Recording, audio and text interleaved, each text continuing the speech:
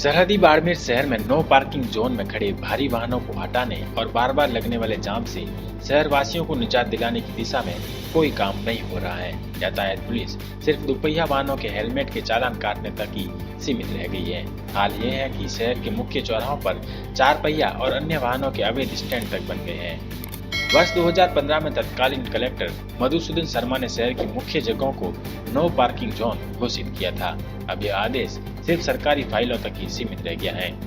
शहर के सिंधी चौराहे से लेकर चौहटन चौराहे तक, सिंधी चौराहे से लेकर अहिंसा सर्किल तक, सिंधी चौराहे से सिंधी जाने वाली रोड और जैसलमेर जाने वाली रोड के दोनों ओर वाहन चालकों द्वारा वाहनों को अवैध रूप से नो पार्किंग जोन में खड़ा किया जा रहा है। यातायात पुलिस द्वारा चलाए जा रहे सड़क सुरक्षा अभियान का भी शहर में कहीं असर दिखाई नहीं दे रहा है।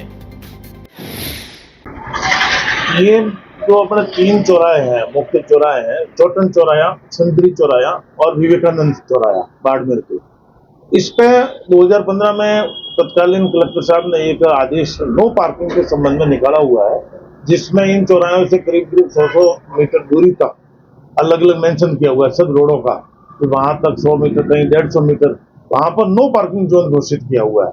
तो अब हम पिछले 3-4 दिन से इस ऑर्डर को एक तो उन चौराहों पे बैनर बना करके मतलब चस्पा कर दिया है, जिससे लोग अभी से सावचेत हो जाए, और लगातार हम इसके लिए अब कोशिश कर रहे हैं कि जो इस ऑर्डर की पालना हो पूरी तरह से हम कराने की कोशिश कर रहे हैं। और इस ऑर्डर की जब पालना पूरी तरह से हो जाएगी तो चौराहों पे जो मतलब गलत पार्किंग की वजह से जो चौराहे का दायरा कम हो रहा था, सड़क का दायरा जो कम हो रहा था, वो दायरा बढ़ जाएगा, तो उससे यातायात सुचारू होगा।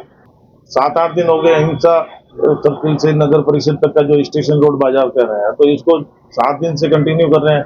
डेली फॉलो अप भी कर रहे हैं, वापस ढील नहीं पड़ने दे रहे हैं। मान लो पुलिस स्टाफ वापस एक दिन राउंड नहीं किया तो वापस लोगों में ये समझ में आएगी कि अब पुलिस नहीं आ रही है, वापस वो की वो स्थिति हो जाएगी।